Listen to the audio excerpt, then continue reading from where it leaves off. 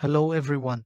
Today we will be discussing the different classifications of communities. The three main classifications are rural urban, local global, and physical space virtual social space. First, let's talk about the rural urban classification. This classification is geographical in nature. In this classification, it breaks down community into two types, rural or urban. Where is it located? The rural areas are separate and away from the influence of large cities and towns, known as the countryside, farmland, or agricultural land. It is commonly known as places with lots of open areas and natural areas. Meanwhile, urban areas are cities or towns, such as Cebu City, Quezon City, and Mandoa. In urban areas, there is little open space and natural areas compared to rural area. Who lives there? Rural areas typically have a majority of the population made up of people from the farming, fishing, and mining sectors, with a low density of human population and poor infrastructure facilities. It is stereotypically known that majority who live in rural areas are poor people. In contrast, urban areas tend to have more educated professionals and businessmen, with a high density of human population and good infrastructure facilities. Despite that,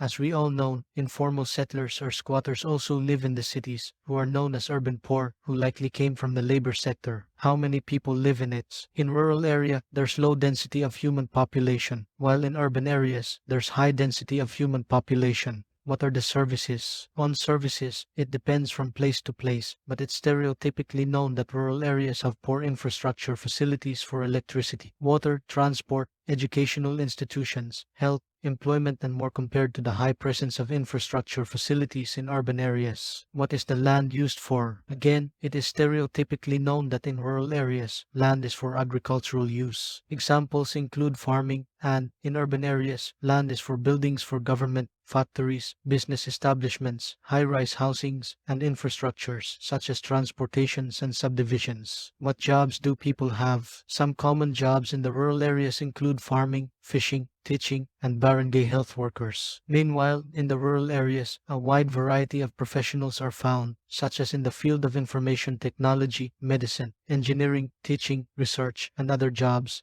such as labor works, informal street and community works. How do people treat each other? What is their dynamic?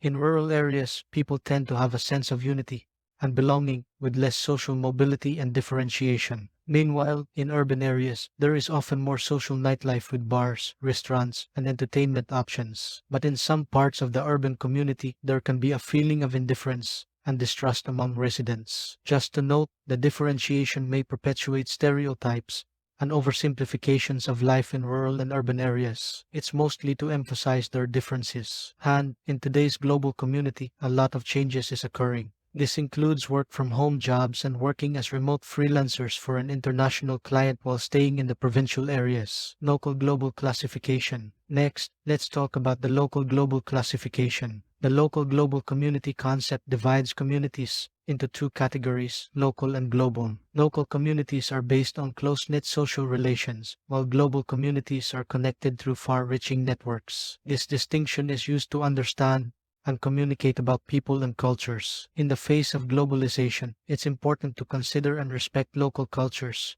while also thinking about the larger global community. The phrase think globally, act locally encourages people to consider the impact of their actions on the entire world while taking action in their own local communities. Also, the local global community refers to spatialized networks of social relations. Global and local are not spatial structures, but different representations of space competing against each other in a process to determine the society of that society. In simpler terms, social relationships are shaped by geography and physical location, and how these relationships are represented and viewed through the lenses of global and local perspectives. These perspectives are not physical spaces, but rather different ways of looking at and understanding the world or society. Physical space, virtual space. Lastly, let's talk about physical space, virtual social space classification. The classification of community into physical space and virtual social space refers to the difference between spaces where social interactions take place. Physical space refers to the real world, the three-dimensional environments where individuals interact with material objects. Virtual social space, on the other hand, is created by technology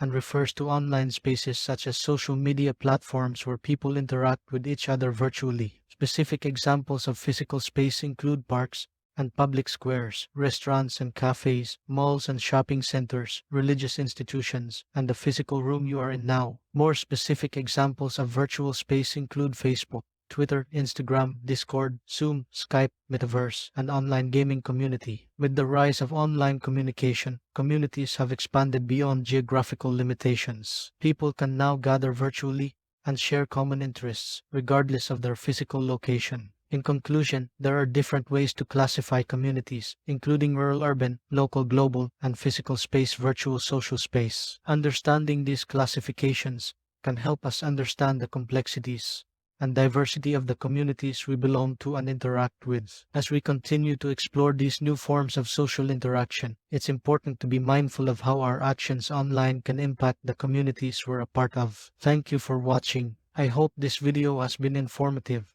and helpful in understanding the different classifications of communities. If you have any questions or want to share your thoughts on the topic, don't hesitate to leave a comment below. Your feedback and contribution will not only help me improve but also provide valuable insights for other viewers. So, comment below and let's start a meaningful conversation.